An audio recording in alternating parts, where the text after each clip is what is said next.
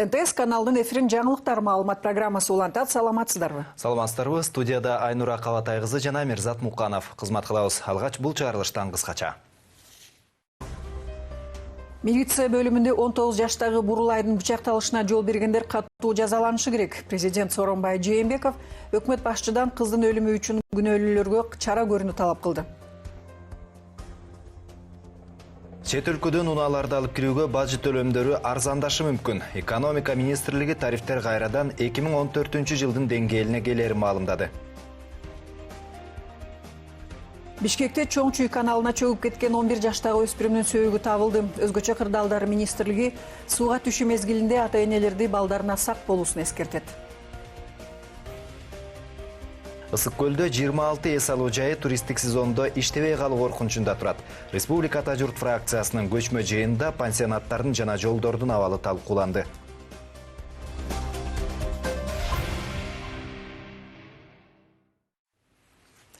Балалуу айымдар арасында 2018 жылдын дүйнө сулуусуна амынат атаган Сания Шакированын өлүмү боюнча кылмыш иши козголду.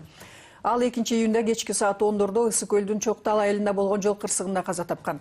Шакирова бара жаткан Равон Нексия унаасынын айдоочусу рулду башкара албай калып, жол боюндагы мүрзөнүн дубалын сүзүп ала салып кеткен. Анын кесепетинде ал машинеде бара жаткан 30 жаштагы Сания Шакирова мерт кеткен. Унаанын ичиндеги дагы бир жүргүнчү жана айдоочу оор абалда ооруканага жеткирилди. Учурда кырсыктын чоо жайы такталып жатат. Бүгүн кырсыкта каза тапкан Сания Шакированы акыркы сапарга узатуу зыйнаты өзү туулуп өскөн Кара Балта шаарында өттү. Сания Шакирова ушул айда 31 жашка чыкмак. Маркумдун артында 3 баласы калды. 19 жаштагы кызды өлтүрүүгө жол бергендер катуу жазалансын. Президент Сооронбай Жээнбеков бүгүн премьер-министр Мухаммедкалый Абылгазиевди кабыл алып жатып, ушундай талап койду. Мамлекет башчысы жаш кыздын өлүмүнө алып келген бул окуяны терең кайгыруу менен кабыл алганын белгилеп, милициянын чектен чыккан шалаакылыгынан, жоопкерчиликсиздигинен жана өз ишин билбестигинен улам болгон бул окуяга коомчулукта кыжырдануу болуп жатканын түшүнүү керек деп айтты. Бүгүн эле өкмөттүн кезектеги кеңешмеси болуп, анда Ички иштер министри Кашкар Жунушалиев бул кырсык боюнча 20 ашуун кызматкер жазалана тургандыгын билдирди. Алардын арасында милициянын жогорку кызматтагы жетекчилери дагы бар экен. Ал эми бир катар коомдук бирикмелер жогорку бийлик өкүлдөрүнө кайрылуу жасашып, өлкөдөгү аялдардын укуктарын коргоп, коопсуздугун камсыздоону суранышууда. Теманы Акмарал Сабатар улантат. Бурулай бизди кечирип кой. Интернетте дал ушундай аталыштагы флешмоб башталып, акыркы 2 күндө эле ага кошулгандардын саны 100 деп саналууда. Бул демилгенин башында Нурсултан Акылбек аттуу жарандык активист турат. Үрөй учурган окуяга тиешелүү органдардын көңүл кош мамилеси дал ушундай кадамга түрткөнүн айтат. Эске салсак, 27 май күнү 30 жаштагы киши Чүй областынын Жайыл районунун ички иштер бөлүмүндө өзү ала качып бараткан 19 жаштагы кызды бычактап салган. Бул окуяны бир катар чет элдик маалымдоо каражаттары дагы жазып, бир топ эл аралык уюмдар катуу нааразылыгын билдиришип, мындай терс көрүнүштөргө тез арада тыюу салуу керектигин билдирип чыгышты. Бурулайдын өлүмү бизге бир сабак болуш керек да. Анткени биз коом буга чейин буга кайдыгерлик менен караган. Коомдо бул ошол жаш кыздардын көйгөйлөрүнө бир көз карашты өзгөртүрүп, мыйзамдарды бир гана күчөтүү эмес, бул мыйзамдар кантип иштеш керек. Милициялардагылар биринчи арызга кайрылганда эмнеге ал жерде токтотуп калса болот. Анткени бул трагедиядан бул кызды сактап калганга мүмкүнчүлүк болгон. Буга улай эле бүгүн бир катар аял укук коргоочулар президентке, премьер-министрге жана жогорку кеңештин төрагасына кайрылышты. Алар жогорку бийлик өкүлдөрү катары өлкөдөгү кыз келиндердин укуктарын коргоп берүүлөрү зарыл дешүүдө. Айтымдарында өлкөдө күйөөгө тийген кыздардын 22% ала качууга тушукса, анын 6% ала качуу учурунда зомбулуктун ар кандай түрүнө кабылаарын иликтөөлөр көрсөткөн. Исследование, которое было проведено в 2016 году. Биздин коомчулукту дүйнөлүк аренада беделин түшүрүп терс пикир жараткан окуя болду. Бул албетте бир күндө жаралып калган маселе эмес. Бул терс көрүнүштү тамырынан кыркып жок кылуу зарыл. Андыктан биз өлкө жетекчилерине атайын кайрылуу жолдоп жатабыз. Анда 3 талап бар. Алар аялдар уюмунун катышуусу менен тез арада жыйын өткөрүү. Турдалы кызы Бурулайдын Жайыл райондук ички иштер бөлүмүндө бычакталып өлтүрүлүшү боюнча объективдүү ар тараптуу иликтөө жүргүзүп, күнөөлүү тарапты акыйкат жазалоо жана өнүккөн коомго жат келген ала качуу сымал көрүнүштөрдө жабыркаган кыз келиндердин укуктарын коргоп, коопсуздугун камсыздап берүү. Бүгүн түшкө жакын мамлекет башчысы Сооронбай Жээнбеков премьер-министр Мухаммедкалый Абылгазиевди кабыл алып жатып, милициянын чектен чыккан шалаакылыгынан, жоопкерсиздигинен жана өз ишин билбестигинен улам болгон окуяга коомчулуктун кыжырданып жатышын туура түшүнүү керек деди. Кыздын бөөдө өлүмүнө жол берген күнөөлүүлөр жазаланып, тиешелүү тартип сакчылары кызматтарынан четтетилип, кылмыш жоопкерчилигине тартылышын коомчулук күтүп жатат дейт президент. Мындан тышкары балдар менен үй бүлөнү коргоо, балдар жана аялдарга карата зордук, зомбулукту алдын алууга багытталган мыйзам базасын жакшыртуу маселесин карап чыгууну сунуш кылды. Роудун ичинде туруп. Ал эми өкмөттүн бүгүнкү кезектеги кеңешмесинде болсо 19 жаштагы кыздын өлүмү боюнча ачылган кылмыш иши тууралуу маалымат берилди. Окуядан кийин адам өлтүрүү фактысы боюнча кылмыш иши козголсо, башкы прокуратура тарабынан ички иштер органдарынын кызматкерлерине карата кызматтык милдеттерин аткаруудагы адам өлүмүнө алып келген шалаакылык беренеси боюнча кылмыш иши ачылган. Берде шалаакылык биздин кызматкер тарабынан фактысы бар. Азыркы учурда атайын кызматтык иликтөө жүрүп, бүгүнкү күндө бүгүн мен коем. Биздин кызматкер тарабынан 23 кызматкер ар кандай кызматтык чара колдонулуп атат. 23 кызматкер ишке. Анын ичинен Чүй областтык башка малыктын жетекчилери, орун басарлары жумуштан алынып атат. Жайы боюнча дагы жетекчилери, орун басарлар жумуштан алынып атат. Ошо күн иштеген оперативдик жүйрөдөн баштап, ошо жерде иштеген помощниктер жана кайтарып турган балдар тең биздин ички иштер органдарынан кетирилип атат.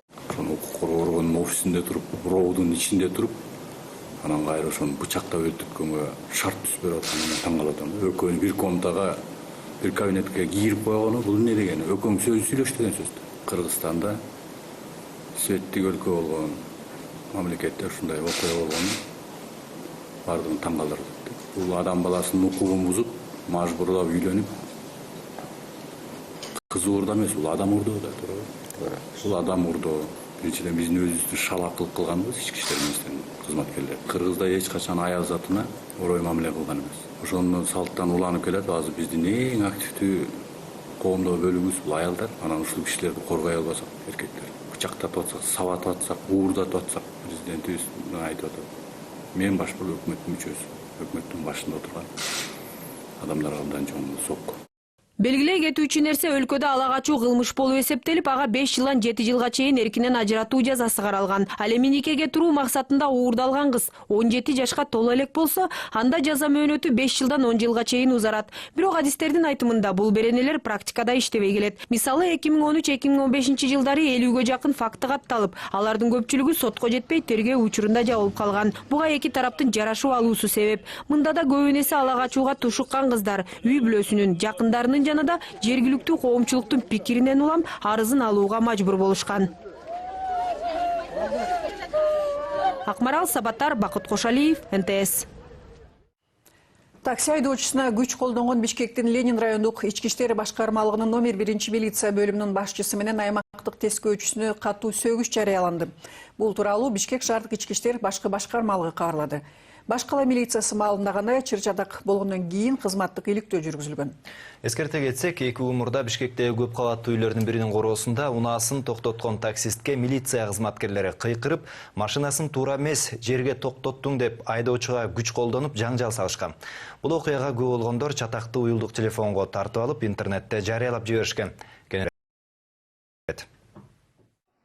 Күбө тарткан тасмадан токтотулган таксисттин машинасы башка унааларга жолтоо болбой эле турганын көрүүгө болот. Бирок бир канча милиционерлер жетип келип, унаа туура эмес токтотулганын айтып, анын айдоочусунан жолду бошотууну талап кылышат. Айдоочу буга макул болбой койгондон кийин тартип сакчылары кыйкырып, аны жулкулдатып, бири айдоочуну көтөрүп милиция бөлүмүн көздөй алып жөнөгөн. Жаман кылышты менин аркасынан жүгүрүп келип, мындан кара. Ни за что форма атасыңар, формачандар, уялбайсыңарбы?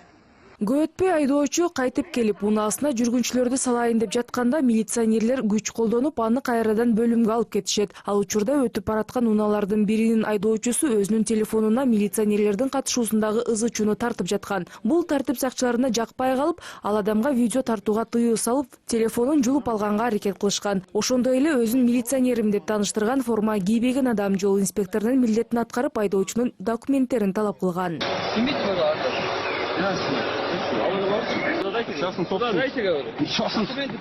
Таксист менен тартип сакчылары ортосундагы бул жаңжал 1-майда түштөн кийин болгон. Күбөлөрдүн айтымында таксисттин унаасы бул окуядан кийин дагы 3-4 сааттай турган. Ал эми милиционерлер Бишкек шаарындагы Ленин райондук ички иштер башкармалыгынын номер 1-бөлүмүнүн кызматкерлери экени белгилүү болду. Милициядан кабарлашкандай, чыр-чатак алгач таксисттердин ортосунда чыгыптыр. Тартип сакчылары болгону жаңжалды басуу үчүн ортого түшкөнүн айтышууда. Айдоочулардын эч бири арыз жазган эмес. Бирок интернетте тараган бул видео боюнча кызматтык териштирүү болуптур. За нарушение норм и требований. Номер 1-шаардык милиция бөлүмүндө милиционерлер менен таксисттин ортосунда чатак болгондугу жөнүндө маалымат түшүп, кызматтык териштирүү болду. Анын негизинде 2-июнда номер 1-шаардык милиция бөлүмүнүн башчысы менен участкалык милиция кызматкери сөгүш алды. Себеби алар таксистке карата күч колдонуп, аны милиция бөлүмүнө сүйрөп барышкан. Аймактык тескөөчүнүн кесиптештери таксист жаңжал салып, тиешелүү кагазга кол коюу үчүн бөлүмдүн ичине кирүүдөн баш тартыптыр. Мындан улам күч колдонууга туура келген дешет. Бирок кандай болгон күндө дагы офицерлер мындайга жол бербеши керек эле дейт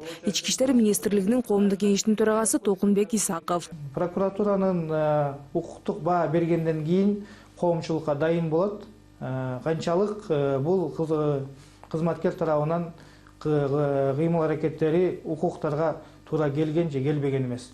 Бул менин оюмда жок дегенде бул кызматкерди мисалы прокуратура жумуштан алуу тууралуу чечим кабыл алышы мүмкүн. Же болбосо адам укуктарына таянып, бул кээ бир кылмыштардын белгиси табылышы мүмкүн. Бул кызматкердин кыймыл аракеттеринде. Кызматтык териштирүүдө күбөнүн видеого тартуусуна тыюу салып, телефонун тартып алууга аракет кылган укук коргоо кызматкерлерине болсо эмнегедир чара көрүлбөй калган. Ал эми катуу сөгүштөн кийин бул милиционерлер дагы бир жолу дисциплинардык жоопкерчиликке тартыла турган болсо, алар ички иштер органдарынан айдалат. Бирок тартип сакчылары кызматтык укугунан аша чаптыбы же жокпу юридикалык баа берилиши керек дешет адистер. Учурда топтолгон материалдар райондук прокуратуранын кароосуна жөнөтүлгөн. Рахат Жаныбекова, Болот Исаев, Аскат Ибраимов, НТС.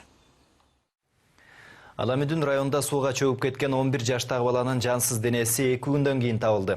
Чоң-Чүй каналына агып кеткен өспүрүмдү издөө үчүн өзгөчө кырдаалдар министрлигинен 35 куткаруучу жана суучул тартылган. Этиятсыздыктан улам сууга чөгүп каза тапкан 11 жаштагы баланын денеси бүгүн эртең менен гана табылды. Сууга түшүү мезгили башталганга чейин эле өлкө боюнча 22 адам сууга чөгүп каза болгондугу маалым болду. Алардын 13 эркек, 4 аял, 5 жашы жетелек балдар. Өзгөчө кырдаалдар министрлиги мындай кейиштүү окуялардын алдын алуу максатында сууга түшүү учурунда этият болуу керектигин эскертүүдө. Темага Кайыр Жайлообекова токтолот. 2-июнь күнү Аламүдүн районунда каргашалуу окуя катталды. Дал ушул күнү Кичи Чүй каналына суу кое берилип, чүй дегенде эле адам өлүмү менен коштолду. Анда ГСК аймагынан 11 жаштагы бала сууга чөгүп кеткен. Ый менен аяктаган эс алуу мына ушул жерде болгон. Ишемби күнү 11 жаштагы бала достору менен сууга түшүп эс алуу үчүн жөнөп кеткен. Күбөлөрдүн айтымында өспүрүмдөр дал ушул шараккан суунун башатына секирип ойношкон. Түшкү саат 4 чамасында бала суудан чыкпай калган. Ал чөгүп кетер замат Аламүдүн райондук ички иштер башкармалыгынын нөөмөт бөлүмүнө билдирүү келип түшүп, тийиштүү органдар тарабынан издөө иштери башталып, 35 куткаруучу чакыртылып, аларга жергиликтүү тургундар да көмөктөшкөн. Издөө иштери 2 күнгө созулуп, маркумдун сөөгү бүгүн эртең менен гана табылды. Аламүдүн районунун акчам тергөө тобу окуя болгон барганда бул 11 жаштагы 4 класстын окуучусу сууга чөгүп кеткендиги аныкталган. Бул факты Аламүдүн районунун тергөө тобу менен катталып, ошол эле заматта өзгөчө кырдаал министрлигинин кызматкерлери чакырылып, издөө иштери жүргүзүлгөн. Ошол 4-июнь күнү эртең саат 8:30 чамасында баланын жансыз денеси суудан алынып чыккан, азыркы учурда ата-энесине берилди. Өспүрүм чөгүп кеткен каналдын эң терең жери 12 метрди түзөт. Жергиликтүү тургундардын айтымында бул жер жыл сайын адам өлүмү катталганы менен белгилүү. Жыл сайын эле катталып келет. Улуу адамдар деле, жаш өспүрүмдөр деле катталып. Бул эле ушул жылдын башында эле дагы бирөө катталган маалым болгон бизге. ошол байланыштуу ар бир ата эне дагы, ар бир киши дагы өзүнүн эмесине кам көрүш керек. Өзгөчө кырдаалдар министрлиги билдиргендей, быйыл жыл башынан тарта ар кандай себептер менен 22 адам сууга чөгүп каза тапты. Алардын ичинен 13 эркек, 4 аял, 5 өспүрүм. Ал эми 2017 жылы сууга чөккөндөрдүн саны 144 адамга жеткен. Алардын 100гө жакыны жайкысын сууга чөгүп каза болушкан. Адистер билдиргендей, көпчүлүгү чүй өрөөнүндө суудан ажал тапкандар. Себеби бул аймакта көлмөлөр көп жана аларда коопсуздук чаралары сакталбайт. Облустар боюнча карасак, эң биринчи орунда Чүй облусу келет да. Көлдө азыраак себептенде билесиздер, көлдөрдө пансионаттар бар, пансионаттарда куткаруучулар бар. Демек ал мындай көзөмөлдө болот да, кандайдыр бир. Ал эми карап турган мындай жөнөкөй эле ачык бөлмөлөр, водохранкалар, ал жакта мындай карап турган тиешелүү кызматтары жок. Андыктан баягы ошол эч кароосуз жерге түшкөндөр көп болуп атат да. Ар бир суу объектилеринде кандай гана объекти болбосун, канал болобу, ачык бөлмө болобу, водохранка болобу, ал жакта деген тиешелүү маалыматтык такта болуш керек. Кээ бир водохранка барсаңыздар, мындай андай нерсе жок да. Адистердин айтымында, чөккөндөрдүн көбү сууга түшүү эрежелерин билишпейт. Айрымдары мас болсо, кээ биринин тарамыштары түйүлүп чөгүп кеткендер. Ошондой эле сууга түшүү сезонунун башында кичинекей балдардын өлүмү көп катталат. Буга ата энелердин шалаакылыгы себепкер болууда дешет адистер. Мындан улам куткаруучулар жарандарды сууга түшүүдө этият болуп, тыюу салынган жерлерде эс алуудан карманууга чакырышат. Кайыр Жайлообекова, Алтынбек Каныбек уулу, НТС.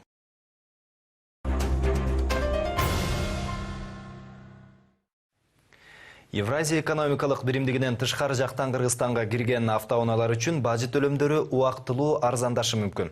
Бул тууралуу экономика министрлигинин өкүлдөрү жергиликтүү маалымат агенттиктеринин бирине берген маегинде билдирди.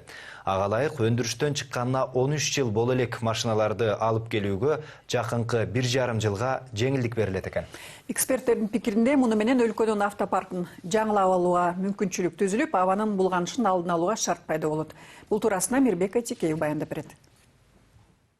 Өкмөт өлкө жарандарынын эски автоунааларын жаңылантып алууга көмөктөшкөнү жатыптыр. Тактап айтканда, Евразиялык экономикалык кирген машинелердин бажы төлөмдөрүн 2014 жылдагы деңгээлге чейин түшүрүүгө багытталган документти карап жатат. Бул тууралуу экономика министрлигинин өкүлдөрүнө таянып, Кабар маалымат агенттиги жазып чыкты. Жаңы мыйзам долбоорундагы жеңилдиктер өндүрүштөн чыкканына 13 жыл боло элек автоунааларга каралат. Эгерде машина колдонууга берилгенине 13 жылдан ашса, ал үчүн кубуна 6 АКШ долларынан алынат. Гибриддик машиналарга артыкчылык берилет. Унаанын мындай түрүнөн кубуна 0,5тен 0,6 долларга чейин төлөм алынат. Ал эми электр машиналар бекер өткөрүлөт. Кыргызстан 2015 жылы Евразиялык экономикалык биримдикке мүчө болгондон кийин ЕАЭПтен тышкаркы жактан импорттолгон башка товарлар менен бирге автоунааларды алып келүүгө да бажы төлөмдөрү кымбаттаган. Эми жаңы сунушталып жаткан жеңилдик 2020 жылга чейин берилет.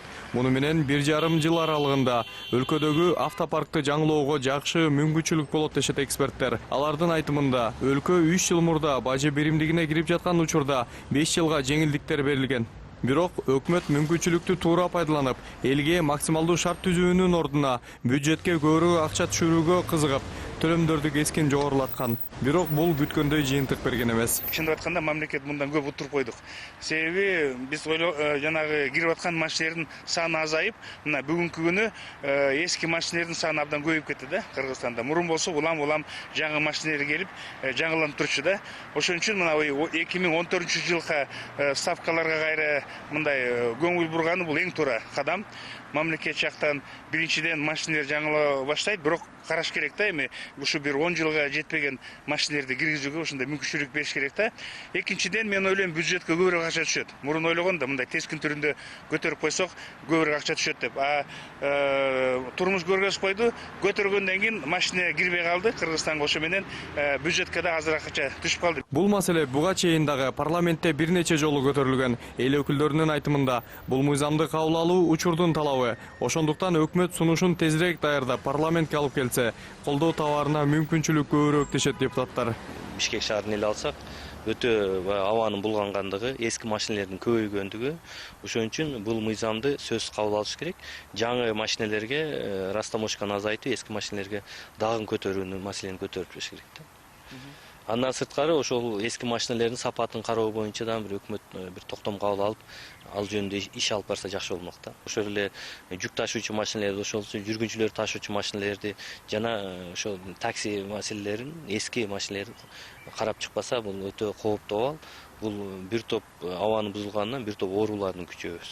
Ошо акыркы мезгилде мен да палатада көтөрдүм, аллергиянын, ошондой эле онкологиялык оорулардын жаш өспүрүмдөрдүн арасында көбөйгөндүгү да. Документ учурда өкмөттүн кароосунда экен. Тиешелүү министрликтер арасында талкууланып жатыптыр. Ошондуктан сунуш боюнча тиешелүү жетекчилердин пикирин алууга мүмкүн болгон жок. Мирбек Айтикеев, Александр Симонов, НТС. Акбура дарыясынын Ош шаарындагы жээгине тосмо орнотулушу жергиликтүү тургундардын нааразычылыгын жаратты. Алар муну мыйзамсыз деп айтышууда. Буга чейин мэрия жээктин бул тилкеси тосулбайт деп убада бергени менен Акбура суусунун боюндагы жерди ээлеп алгандар жээгти темир тосмо менен коргондо калышкан. Учурда ал аймакта жайгашкан Курманжан-Датка кичи районунун тургундары Акбурага жолой албай калдык деп нааразы болуп жергиликтүү бийликке кайрылышкан. Ал эми Ош шаардык мэриясы Акбуранын жээгинде буга чейин курулуп калган объектилерди мыйзамдаштыруу аракеттерин көрүп жатыптыр. Кийинирээк Гүлжан Алтымышбаева айтып берет. Акбуранын четин вообще пусть оставят в покое. Ничего не строят. Красота тоже нужна городу. Чогулгандар Ош шаарынын Курманжан-Датка кичи шаарчасынын тургундары. Алар Акбура дарыясынын жээгинин мыйзамсыз тосулуп жатканынан нааразы болушууда. Айтымдарында бул жерди ээлеп алгандар Акбуранын жээгин коргондоо иштерин 2010-жылы баштап, анда бетондон пайдубал куруп коюшкан. Анда да нааразычылыктар күчөп, бул иш токтоп калган. Кийин дагы белгисиз адамдар келип курулуш баштоого белсене баштаганда эл мэриядан муну токтотуусун талап кылган. Анткени эл арасында Акбуранын жээги сатылып кетиптир деген маалымат тараган. Мэрия өз кезегинде дарыянын жээги сатылбаганын айтып, эч кандай курулуш жүрбөйт деп убада берген. Бирок 26 майда талаш тартыш жаратып жаткан. И вот вода, и уже огородили. Здесь они якобы начинают... Суунун так үстүнөн эле коргондо калышты. Бул мыйзамсыз. Айтымдарында бул аймакты алган киши бул жерди жашылдандырат имиш. Бирок биз мындай убадаларга ишенбейбиз. Анткени дал ушул сценарий менен капиталдык курулуштар курулуп кетерин жакшы билебиз. Мисалы, Юго-Востоктогу паркыбызды да бирөөгө ижарага бердик. Алар жашылдандырат, чайхана курат, эс алуу жайы болот дешип туруп сатып жиберишкен болчу. Ал жерди алган жеке жаран болсо, кабаттуу 4 үй салып таштады. Где нам отдыхать завтра? Вы в такой сезон подъедете? Акбураны тосуп жатышат. Биз карапайым калк каяка барып эс алабыз. Дарыянын жээги жападан жалгыз эс алуучу жерибиз. Биздин жарандардын бардыгы эле колунда барларга окшоп Ысык көлгө же Анталияга барып эс алууга мүмкүнчүлүгү жок. Андыктан жогорку жактагылар депутаттар көңүл бурушуп, Акбуранын жээги жеке менчикке өтүп кетишине жол беришпесе деп талап кылар элек. Ал эми мэриянын өкүлдөрү тосмого алынган жер тилкеде эч кандай капиталдык курулуш объектисин тургузууга жол берилбейт деп убада кылууда. Бирок нааразы болгон эл мындай убадаларга ишенбей турушат. Забор боюнча өздүгүн тактадык. Өздүгүн тактап экотек инспекцияга бергенде алар предписание бүгүнкү күндө берип, тийиштүү документтердин баардыгы текшерилип, ага полный буздурганга чара көрүлөт. Без всяких документов, без ничего. Эч кандай документ жок, уруксаат кагаздары жок, корук зоналарын бай, колунда бар адамдар жеке менчикке алышып, коргондоп жатышат. Элдин байлыгы кандайча жеке менчикке өтүп кетиши мүмкүн. Бул акылга сыйбаган көрүнүш. Шаардын борбору болсого мейли, түшүнөм. Кооздолуп өзгөртүлүп жатат. Бирок Курманжан-Датка кичи районунда мыйзам одоно бузулууда. Биз кайрылбаган мекеме калган жок. Натыйжа болбой жатат. Бийликтен бул маселени акыйкат карап, чечип берүүсүн суранабыз. 23 жыл мурда чыккан токтомго ылайык Акбура дарыясынын эки жээгинен 75 метрден суу корук тилкеси катары жер калтырылышы керек болчу. Кийинчерээк ал 50 метрге кыскартылган. Негизи Акбура дарыясынын 16 чакырымы Ош шаарынын аймагына туш келет. Аталган аймактын эки жээгинен тең бир да бош жер калтырылбай, базар, турак жай салынып кеткен. Жалпы Акбуранын жээгинде мыйзамсыз курулган 720 объекти бар. Мына ошол объектилерди мыйзамдаштыруу үчүн эми мэрия корук зонасын 50 метр эмес, 20 же 12 метр кылып кыскартууга аракет көрүп жатыптыр. Бирок канча экенин азырынча айта албайм, бирок ошол 50 метрден кыскартылат. Кыскартып шаардык кеңешке сунуштайбыз. Шаардык кеңештин бекитилген токтомуна ылайык анан ошол 411-токтомго өзгөртүүдөн толуктоо киргизип, бир канча жер кодексине, бир немелерге кичине изменение кириш керек. Бизден сунуш сураганда биз 20 метр же 12 метр алса болот дегенбиз, бирок андай 1 метр дагы суу коргоо тилкеси жок жерлер көп да. Ошонун баарын учет кылып, конкреттүү участогун, конкреттүү өлчөмүн карап чыгыш керек да. Кээ бир жерлерде көбүрөөк, кээ бир жерлерде аз, кээ бир жерде такыр эле жок. ошол жок жерлерге жанагындай мен айткан оор техникалар кирип тазалап ремонт кылып же кырсыктын кесепте жоюу жумуштарын аткарганга мүмкүндүк бере турган курулмаларды куруш керек. Дегени менен учурда корук зоналары жашылдандыруу максатында жеке жарандарга көп жылга ижарага берилип жатышы кооптонууларды жаратууда. Анткени документ боюнча жер тилке жашылдандыруу үчүн деп алынганы менен кийин суу коруктун жанына имараттар салынып кетиши толук ыктымал. Мындан улам жергиликтүү тургундар ак бурага жолой албай калабыз деп жүрөк заада болушууда. Гүлжан Алпышбаева, Бекжан Токтосунов, НТС Ош.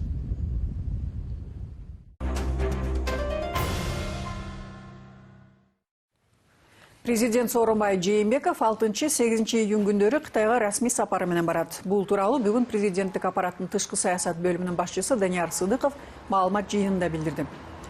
Анын айтымында Сооронбай Жээнбековдун алдыда күтүлүп жаткан сапары Кытай лидери Си Цзиньпиндин чакыруусу менен болууда. Жолугушуу учурунда эки өлкө лидерлеринин кызматташуусу боюнча маселелерди талкууланмакчы. Ошондой эле ал сапардын алкагында 10го жакын эки тараптуу документтерге кол коюлушу күтүлүп жаткандыгы да айтылды. Расмий сапар 8 июнь күндөрү Пекинде болот. Кийинки 2 күндө мамлекет башчы Циндао шаарындагы Шанхай кызматташтык уюмунун саммитине катышат. Бул жыйында эл аралык жана аймактык мамилелер талкууланары күтүлүүдө. Кыргыз Республикасынын жана Кытай Эл Республикасы менен ар тараптуу стратегиялык өнүктөштүктү белгилөө жөнүндө биргелешкен декларация биздин өз ара аракеттешүү тарыхта жаңы барак ачып деп коет деп ишенебиз.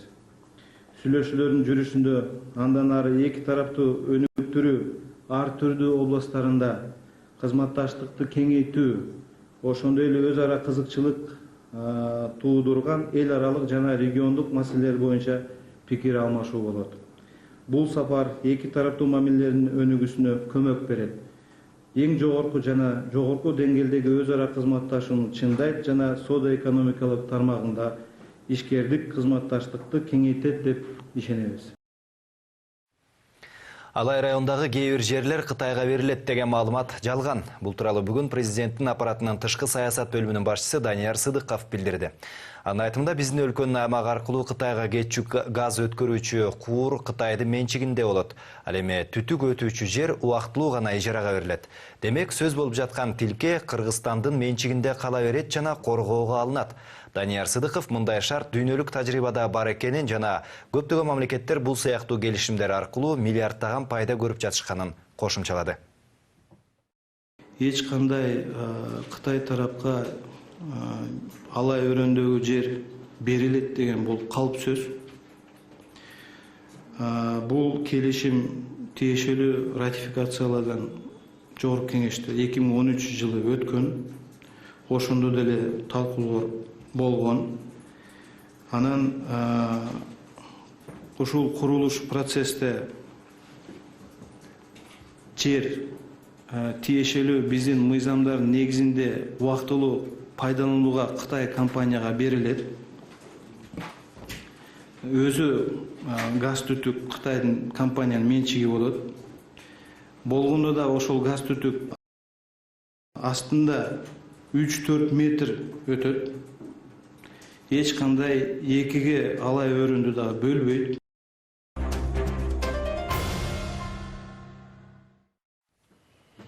Ысык көлдөгү 26 эс алуу жайы туристтик сезондо иштебей калуу коркунучунда турат. Себеби ал пансионаттарда саркынды сууларды тазалоочу жабдуулардын жоктугунан көлдүн суусу булгануу ыктымал. Ага кошумча эс алуу жайларга алып барчу жолдордун абалы өтө начар. Транспорт министрлиги көчмөндөр оюнуна карата оңдолуп жаткан трассада туристтик сезонго толук даяр болооруна көзү жетпей турат. Себеби убагында каражат бөлүнбөй, кышы менен бул жерде иш жүргөн эмес. Бул маселелер Республикада журт фракциясынын Ысык көл областында өткөн көчмө жыйынында айтылды. Отурумда мындан тышкары коррупция, мыйзамсыз аңчылык тууралуу сөз болду.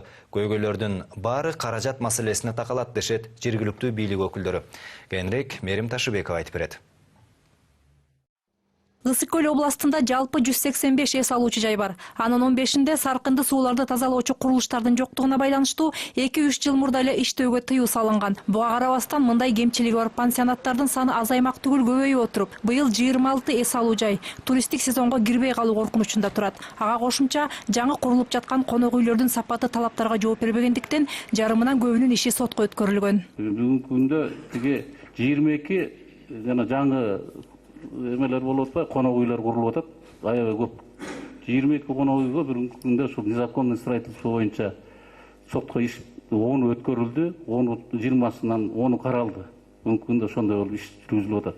Алардын баягы септиктери болуп калып атат. Аларды айтып атат, септиктер эми өдөрүктү яма кылып коюп атат. Ал загрязнение болбосун деп биз аларды да подключение кыргыла деп, же болбосо автономный кичинекей компактный ачсын сооружение кургула деп ушуну талап кылып атабыз. Соңку жылдары Ысык көлдүн экологиялык абалын жакшыртууга эмес, тескерисинче начарлатууга аракет болуп жаткандай көрүнүштөр болууда. Пансионаттарды көл жээгинен 300 метр алыстыкка жылдыралы деген максат Сабировдун демилгеси эмнегедир колдоо тапкан эмес. Ал эми саркынды сууларды тазалоочу курулуштарды орнотууга деп 2 жыл мурда бюджеттен 37 миллион сом каражат бөлүнгөн. Бирок эмдигиче бул маселе чечилбей турат. Эч бир дагы ачуу сооружение жакшы ишке кирилдик да. Почти мынакей былтыр 12 пансионат жабылды беле. Башка жерлерде райондорубузда мындай плачевный состояниеде. Мына Караколдун ачуу сооружениесин көрсөңүздөр жүрөгүңүздөр түшөт. Ошол жерде көл пайда болду да. Эми ошол көл жырып кетсе, ысык көлүбүз киши келмек турсун сазга айланат да. Ошондой эле депутат Акылбек Жамангулов мамлекеттин карамагындагы эс алуу жайларынын өнүкпөй жатканынын себебине кызыкты. Муну ал жетекчиликке иштин көзүн таба тургандар эмес, тааныш билиштикке карап өз пайдасына иштей тургандар келип жаткандыгында деп эсептейт. Андыктан эс алуу жайларынын жетекчилерин сынак аркылуу тандап 5 жылдык келишим менен иштетүү сунушу айтылды. Жалпысынан жетекчилер коюп атканда ошол мамлекеттик мекемелерде, зморияларда, пансионаттарда иш жүрбөй атат да. Алар вообще эле каралбай калды. Ошолордун жетекчиликтери боюнча маселени көтөрүшүбүз керек. Өкмөттүн отчету келатат эмнеге жумада. Бул маселени премьер-министрге да коюшубуз керек. Бирөөнүн тааныш билиштери бул жерге жетекчи болуп келбей, реалдуу менеджерлер келиш керек. Мына пилотный кылайлык, Змория менен Аврораны 2 жетекчини коелу, конкурс менен алып келип, 5 жылга контракт түзөлүк, 5 жылда иштей албаса, отчет ежегодный кылсын. Туризмдин өнүгүшүнө кедергисин тийгизип жаткан дагы бир жагдай көлдүн айланасындагы жолдордун өтө начар абалы. Област жетекчилигинин айтымында туристтик жайларга бара турган жолдордун узактыгы 50 километрге жетет. Бирок аларды оңдоого бүгүнкү күнгө чейин бир да аракет көрүлгөн эмес. Себеби айрым жолдор жергиликтүү бийликтин да, транспорт министрлигинин да балансына кирбей калган. Ал эми көчмөндөр оюнуна карата курулуп жаткан жолдор кышы менен токтоп турган. Анын себебин транспорт министрлиги каражат кеч бөлүнгөнү менен түшүндүрүүдө. Апрель айында башталып акча келип калды. Ошол акча келери менен подрядчиктерди ишке тарттык. Экинчиден кышы менен деле бул жерде такыр жумуш токтоп калган жок. Баягы зимний кышында жасала турган жумуштар, эми ал көп жумуш экен, жасалып атты. Бирок основной жумуштун баары ошол апрель айынан башталды да. Анын айынан быйыл туристтик сезонго жол толук даяр болбойт экен. Тору айгырдан тартып Корумдуга чейинки 63 чакырымдык жол көчмөндөр оюну башталар маалда гана бүткөрүлөрүн убада кылышты. Эми акчаны бөлүп беришиңиздер керек да бул көтөчүлөр. Булар акчасы жок, кантип иштемегиле. Туура. Кантип жол бүтпөгүлө. Булар айтып атпайбы, мына сиздин мына элдин көзүнчө башкача сүйлөшөт да сыртка чыкканда эмне бүтпөдү десем, акча берген жок өкмөт дейт. Коркуп айта алышпайт да. Минтранс айта албайт. Акча берген жок, ошон үчүн бүткөн жокмун деп айтыш керек да. Эртең жумуштан алып коебу деп Мамыркалиев айта албайт да. Депутаттардын дээрлик бардык суроолоруна каражат жетишсиз деген жооптор айтылып жатты. Соңку жылдары көчмөндөр оюнуна деп бөлүнгөн каражаттан тышкары Ысык көл областын өнүктүрүүгө акча бөлүнгөн жок дейт област жетекчиси. Центра бөлүп берет деген 50 миллион доллар процедуралар татаалдыгынан азыркыга чейин өздөштүрүлө элек.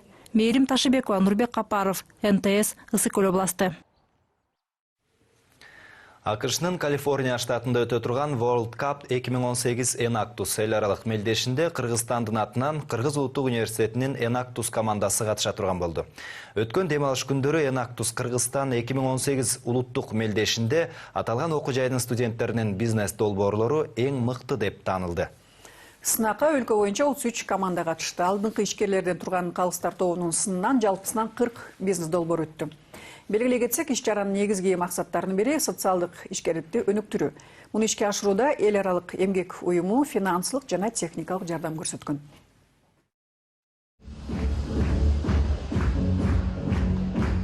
Бул жерге чогулган жаштар Инактус 2018 улуттук чемпиону наамы үчүн ат салышууга келгендер. Улуттук мелдешке Кыргызстан боюнча жогорку окуу жайлардан 33 команда катышты. Университеттердин арасында таймаш. Таймаштын негизги максаты жыл бою студенттер социалдык ишкерлик боюнча долбоор алып жүрүштү. Эң жакшы результат көрсөткөн команда өзүнүн долбоорун презентация кылат, анан тандалат. Бул долбоорлор негизги максаты ишкерлик аркылуу жергиликтүү калкка жардам берүү, алардын жашоосун өзгөртүү, жакшыруу деген максат менен студенттер өзүнүн долбоорун алып барышат. Чемпионатка катышкан командалар буга чейин жүзөгө ашырган бизнес долбоорлору менен тааныштырып, жасалып жаткан социалдык багыттагы иштери тууралуу айтып беришти. Аларга Кыргызстандын алдыңкы бизнес компанияларынын жетекчилеринен турган калыстар баа беришти. А это наш трость 2018 года. Кыргыз улуттук университетинин Инактус командасы социалдык жана экологиялык багыттагы 3 алдыңкы бизнес долбоорун улуттук сынакка алып чыгышкан. Алардын бири аялдарды жумуш менен камсыз кылуу. Чүй областынын Камышановка айылында аялдардын 90% иштебейт. Эми бул долбоордун алкагында ал жерде тигүү цех ачылып, аялдар жумуш орду менен камсыз болушууда. Ошондой эле Инактус командасы көзү көрбөгөн азиздери үчүн дагы таяк чыгара башташкан. Бизде организация бар, федерация незрячих деген. Алар ушундай тростторду Америкадан заказывать этет. Аларга кымбат болот. Биз ушуну көрүп туруп ойлодук, кайсы жактан биз тросттагы жасасак болот, кантип жасасак болот. Анткени Кыргызстанда жасабайт, СНГ боюнча да жасабайт. Анан кийин биз ошо эски удочкаларды алып, ушулардан ушундай трост жасадык. Бул деген ушу вторичный сырье болуп эметилет, атылат. Бул таяк сокур адамдарга айдам көп пайда берет. Анткени белди оорутпай, түз басып туруп, анан кийин ошо сокур адамдар полностью самостоятельно болот да, то есть ар бир жактан баса алат. Бул сынакты өткөрүүдө Бириккен Улуттар уюмунун эл аралык эмгек уюмунун да ролу чоң. Алар конкурс уюштурууда техникалык да, финансылык жактан да жардам берип ар дайым колдоп келишет. Международная организация труда, как агентство системы ООН. Буунун эл аралык эмгек уюму жана калкты жайгаштыруу фонду менен биргеликте бул иш-чараны колдоп жатабыз. Анткени социалдык ишкердикти өнүктүрүү, социалдык көйгөйлөрдү чечүү жана туруктуу өнүгүүчү максаттарга жетүү Бириккен Улуттар уюмунун негизги багыттарынын бири болуп саналат. Мындан улам биз бул иш-чараны колдоп жатабыз. Студенттердин долбоорлору кандайдыр бир социалдык көйгөйлөрдү чечүүгө багытталган. Ал эми Бириккен Улуттар уюму бул тапшырмаларды чечүүдө улуттук өнөктөштөргө колдоо көрсөтөт. Мындан улам биз иш-чарага катышуу менен социалдык маселелерди чечүүдө инновацияларды пайдаланган долбоорлорду карап чыгабыз. Эл аралык эмгек уюмунун колдоосу менен өткөн сынакка 40 бизнес долбоор сунушталып, эң мыктысы тандалып алынды. Кыргыз улуттук университетинин Инактус командасы муну менен экинчи жолу Кыргызстандын улуттук чемпиондугун жеңип, World Cup 2018 Инактус эл аралык кубогуна Кыргызстандын атынан катышууга жолдомо алды. Эми алар өстөздөгү жылдын 9-11 октябрында АКШнын Калифорния штатында өтүүчү таймашта өлкөнүн намысын коргошмокчу. Ал эми эл аралык эмгек уюму бул сынакка колдоо көрсөтүүнү уланта берет. Рахат Жаныбекова, Эрлан Кемелбеков, НТС.